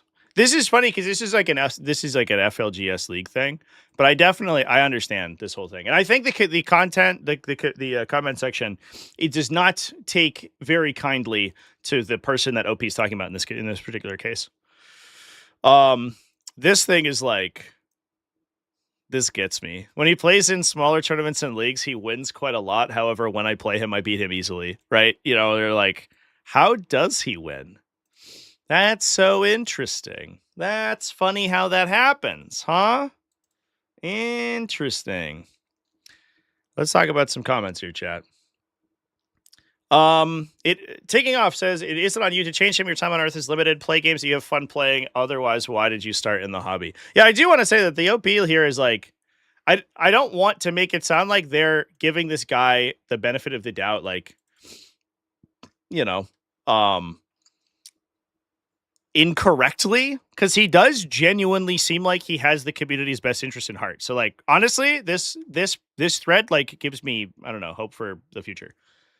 It was the first game of local league, where by winning that and a few more, you get to play some pretty decent, including GT winning people. Forfeiting the game would have denied me that, as well as potentially making me look like the bad guy. Yeah, it's tough. For checking his rules, if you truly have to check his rules for every unit when it activates, then make sure he's calling out why every dice roll is what it is. If it hits on twos, why? This is a big one. If you just ask your opponent what's currently going on, honestly, if someone is like, hey, here's all the cool things I have going on, and you're like, oh, how do you do that? If they are on the up and up, they're going to want to talk to you about this shit. When I'm playing Salamanders, it is my favorite thing when my stupid fucking impulsor full rerolls into something and he wins their knight on fours. And people are like, why does it do that? And you're like, check out all these buffs I stacked. Isn't that cool? And then like suddenly you understand the interaction. And if they're like being circumspect about it, that's a red flag. That's the reddest of red flags right there. If you're like, how come you hit on twos? And you're like, well, I think I got a thing, right? Isn't that how assault works? And you're like, what the fuck are you talking about? So, obviously that's probably incorrect. This is a long thread. If it's accidental, says Ken Kaishu. If it isn't accidental, it isn't accidental. If it's always in his favor, it doesn't work that way. Yes. That is a good way to establish a pattern of behavior as well. Sometimes you will see people who consistently play rules incorrectly because they are like referencing rules from older editions, but sometimes they just fuck themselves on it. I had a friend who went to LVO last year when it was still in October, or when it was still in February, excuse me. And he told me, he was like, I was playing this guy and we were like 4-2 or something, like an actually like good record. And my opponent was misplaying a bunch of stuff. And then I realized halfway through the game, he was shooting with his with his, he had, it was back when you could play the Space Wolf aircraft, the Storm Wolf or whatever. And he was shooting his Storm Wolf, but he was never shooting me with its meltas and it's like side weapons. And I was like, why aren't you shooting with all your other weapons? You have all these other guns to shoot with. And he says, oh, well, you're not in line of sight because they're only on the left side. And so it's like a situation where you're like, I mean, this guy got some rules wrong, but like clearly he's also shorting himself like 6 multi-melta shots a turn by not shooting literally half of the weapons on all of his aircraft. And so you're like, all right, I think clearly this person just doesn't know what's going on. Agreed here that if it's always in your favor, that's somebody who's trying to gain an advantage from it for sure. Is he a gracious loser or winner? Being a good sport goes a long way to making sure everyone feels better. I mean, I don't know if you can take, like, being a gracious loser and winner, I think helps you in some cases. What we're looking at is their rules conduct, I think. Does he push back when someone checks him? Are errors scatterbrained and you can't predict when he remembers a rule or not? That helps. Does he actually fully miss buffs often? Coming in with shoot, I have this rule only 50% of the time that applies. Is more indicative of being sloppy than malicious. Guy who quotes the rule on activation, then quoted some other and also this is pretty much. I'm not sure I understand what's going on there. Does he actually win prizes? In fairness, though, it's like you could be like, well, he doesn't really win the tournaments. He always goes like positive. He goes like 3-2, 4-1 at GTs or whatever, or he like goes 2-3 at all the RTTs, or sometimes he 3-0s in the top, but he's in like it's a big event or whatever. Sounds like this is probably a large community. But that doesn't matter in my opinion. Because the final result shouldn't be all you look at when you look at player conduct. Because they have to play between 3 and 5 games to get there. There are several other human beings that they're fucking over, even if they lose the game or don't and finish in the money. Like who gives a shit about prizes? If someone's cheating, kill them for cheating, right? Or not literally, but like kill their participation.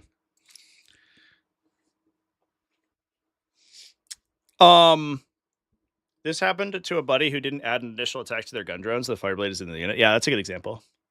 It's like the extra thing that you could benefit yourself with. And if you know that if it's like someone who like, if it's someone who is a real stickler about the rules, they would have like called it out. But if it's like they didn't really go to the next step to identify how a rule could work in their own favor, it's interesting. All right, let's there was a follow-up here. Oh god, this thread is long. From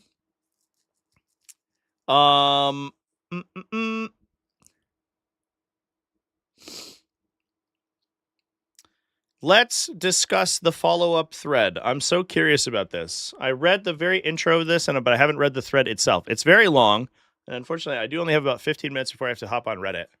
Or excuse me, on Reddit. I'm already on Reddit, on Twitch. So we will fire through it real quick. But this is from the same OP. Musings on that guy from someone who once was one. He talks about, this is the original OP of the first thread. He talks about how we were the ones in the wrong, not him. Okay. Well, we'll see, I guess. A year or so ago, back at the start of 10th edition, I played in a little in-house FLGS championship. I was still fairly new to Modern 40k, but things were going well. I'd won some early games and was getting on people's radars. In round 2, I was matched against a very good player. We'll call him Adam, who was not having a good day at all. One of those times where everything goes wrong. Not the least, finding out a close family member had cancer. Jesus Christ. That's heavy. And you're just going to keep playing in the RTT? Okay, man. I guess that keeps your mind off it, I guess. Honestly, I shouldn't have played the game, but I didn't want to let this chap down. So we played. My mind wasn't in the right place. I made a couple of silly early mistakes, and he called me out on them. From there, the whole thing kind of tumbled. Nothing terrible, but in my head, I think I was trying to play at his level, essentially running before I could walk.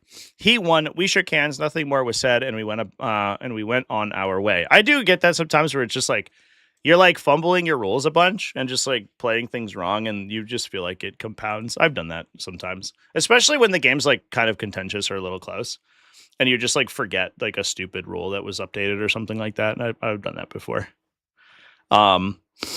He won. We shook hands. Nothing more was said. We both went our ways. I had way too much else to deal with, so to be honest, my memory was a little hazy, and I largely forgot about it thereafter. Fast forward a year to last weekend. I know my roles and know my army. I've had dozens of really great games, and I'm geared up to play in my first GT. This was this year's FLGS Championship. I've won on my group stage, and I'm through to the semifinals. It's against this guy I've never met, Bob, who I think... No, Charlie is the guy they're talking about in the thing. But he's another member of the FLGS community's GT players and has a reputation for him being a decent guy. Excited, if a little nervous. I messaged him to ask what days might suit him. Oh, this is a league. I understand. This is not a GT. This is a league where they play over the course of a long period of time. Okay. I thought we were talking about, like, I played a guy and he had showed up to a GT and his family member had cancer, and he's just like, I'm going to play 40k for the weekend. Like, all right, it's a little bit weird. I guess if it's like we pre-scheduled a game and I had a bad day, but I want to show up anyway because I don't want to like ruin this other guy's plans. I guess that makes a little bit more sense. This is a league. Okay. All right. I get it. A message to ask him what days might suit him to play. Hey, this is his reply. The game is yours. I'm not wasting an evening playing against you. I haven't come across anyone that said that he enjoyed playing against you. Jesus Christ. He posted it in full public view on Discord. The store owner pulled it down, so he messaged me instead. It went on for a bit. I asked Bob if he could explain what I'd done wrong or who had upset that I could make amends, but he just refused and called me the problem. It's just a casual game for me, and I can just play someone else. Why would I bother giving you the benefit of the doubt? This is pretty wild, honestly. We all hate you behind your back, but won't tell you why. Okay, all right. It took me a few days, and a whole bunch of other players who did not know me reassured me that he was being out of order, but I finally worked out that this is all largely stemmed from that one game that I fluffed a year ago. Turns out Adam had taken it really badly, told his mates not to bother playing me, and they'd spent the following year gossiping behind my back. That's actually fucking crazy, dude. I've had bad games with people, but then like you go back and you play them again, you're like, actually, it was fine. I've had games with people who have literally like gossip behind my back, and then it would ended up being fine. I think like a good way to work out those kind of differences is to just like collaboratively play a game of 40k. That's like some real high school bullshit, dude. What the fuck? They never approached me to discuss it, nor bothered to find out from others what I was actually like or how I'd improved. To them, every success I've had since must have looked more like cheating on my part. Sure, nobody owes me a second chance. Feel more about playing a bad game, but one shitty night. Wait. Whose family had cancer? Oh, it was the OP's family who had cancer. I get it. I thought that it was Adam who found out his family had cancer. That recontextualizes things quite a bit, actually. I misread the sentence. I'm sorry, chat. There's a lot of text here. I get it. Okay, so he was in a bad mood for a game. He played against a dude who was like kind of enfranchising the community, and that guy basically told everyone that it was a bad game and that he was a bad person. That sucks. That sucks and is not great.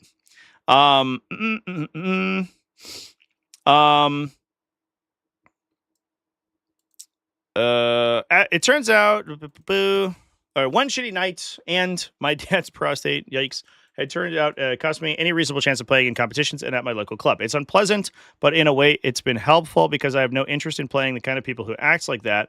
Now I know who they are and how to avoid them. I don't know. That feels like it's sort of perpetuating the issue, to be honest. But the bigger revelation came a little later. Adam was gracious enough to finally send me what he wrote about our game last year and blow me down. I could have written exactly the same message about the game I played a couple of weeks ago against Charlie, who was the guy who had misremembered rules. I'll paraphrase. Everyone makes mistakes, but his always seem to be in his favor. When he forgets, he's getting books out for every strat or rule. Sometimes seems generous with the measuring tape. Moaned about time and dice, despite both being in his favor. Asked about the score at the end of the game.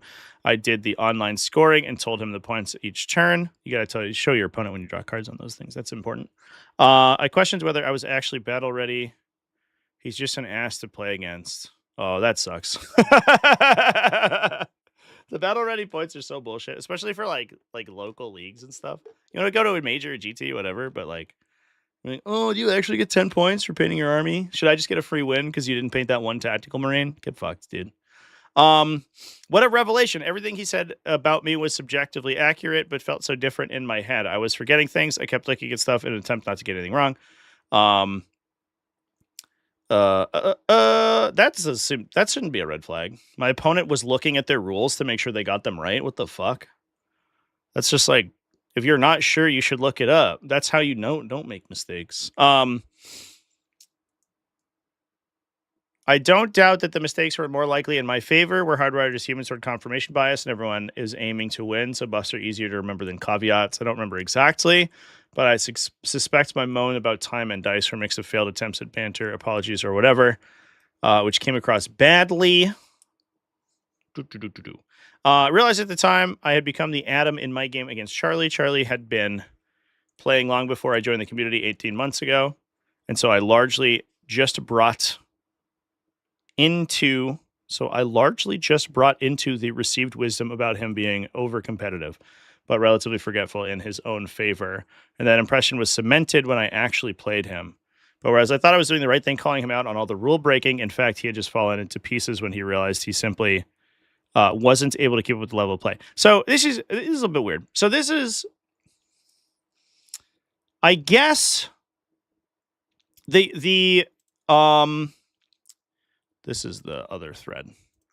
The original thread that was posted here indicated that this person that he played against had a long-standing history of doing this.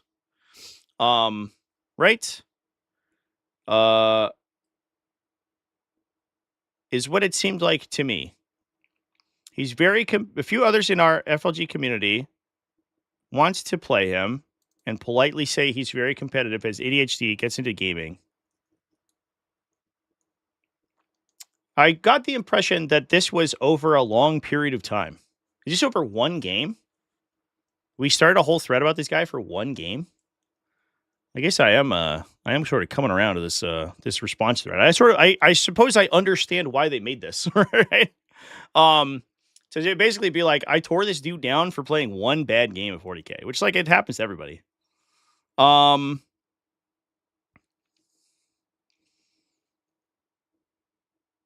Interesting chat. I think we had a good discussion about people who do it more habitually, but that was definitely the impression that I got from the original post, which is a whole thing.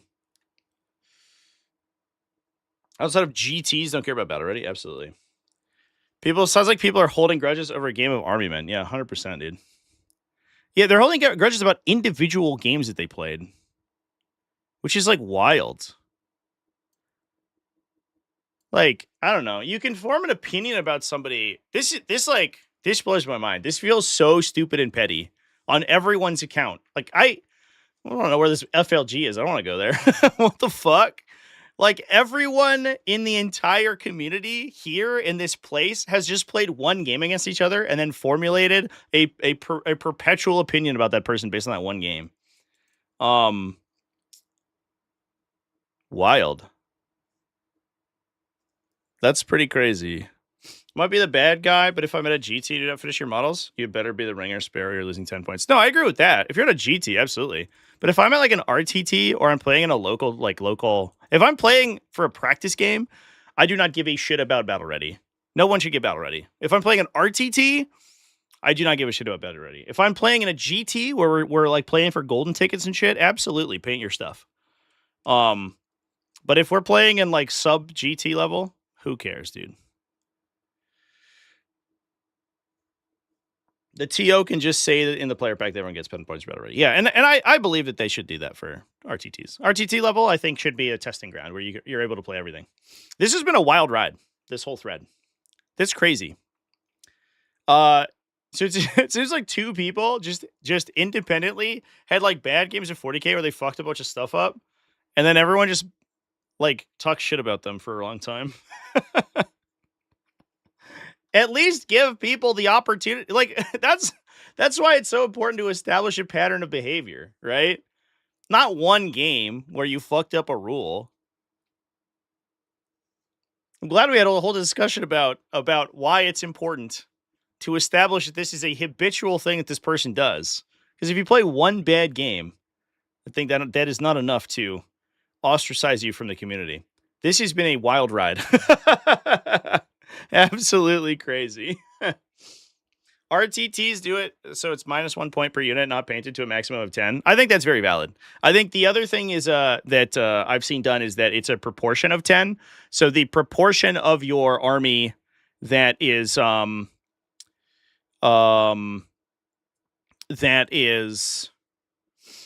proportion of your army that is painted is the proportion that you get. So if you have 100% of your army's painted, then you get 100% of the 10 points, right? You get all 10. But if 90% of your army's painted, then you get 9 points or whatever.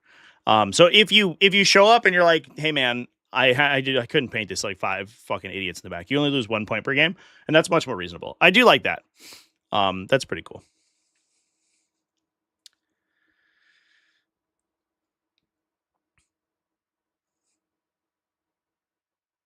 Been at RTTs and you let people proxy against you with no penalties, as long as they're the right size. Yeah, I do think to some extent it gets to some extent it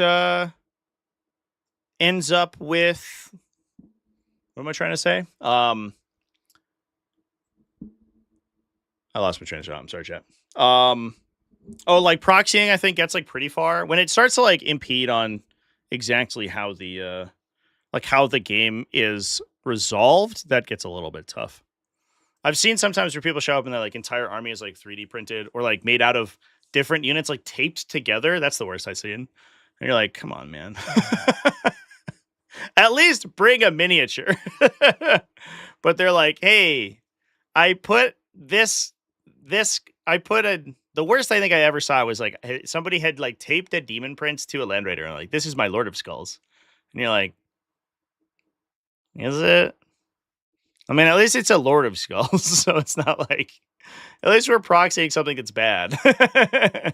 It's not like somebody who's like, hey, I glued, I don't know, like paper birds to my sword brother and now they're Victrix Honor Guard or something. I don't know. It's just weird. Yeah, taped together. Pretty wild. That was crazy. Which is like very much more reasonable if you are doing it with units that aren't particularly strong, I guess. All right, chat. I do have to hop off here because we have a game scheduled in exactly 1 minute. So I'm going to go interface with the players for that one. Please come hang out with me. This is a great discussion. This last thread blew my fucking mind. Because I think I totally misread the context of the original post here. It very much seemed like this person was calling out his opponent on consistently making these mistakes. In which case, I do think that it should be taken harshly, right? It should be taken very seriously. If this was somebody making a Reddit thread about one game they played with a guy, come on, man. Watch some of that dude's other games. Watch him in tournaments or whatever. He talked about how he wins a lot. It seems like he has like a long established relationship with this person. I don't know. Very strange. But yeah, you should probably at least experience their style of gameplay more than one time to form an opinion about them. If it's constant, absolutely. But one time, come on. All right, chat. With that, I'm going to go ahead and hop off. Thanks everyone for hanging out with me. This has been a great discussion. I think we had a really good one. Huge ups from the community. I appreciate you. And I will see you in the next one. Cheers, everyone.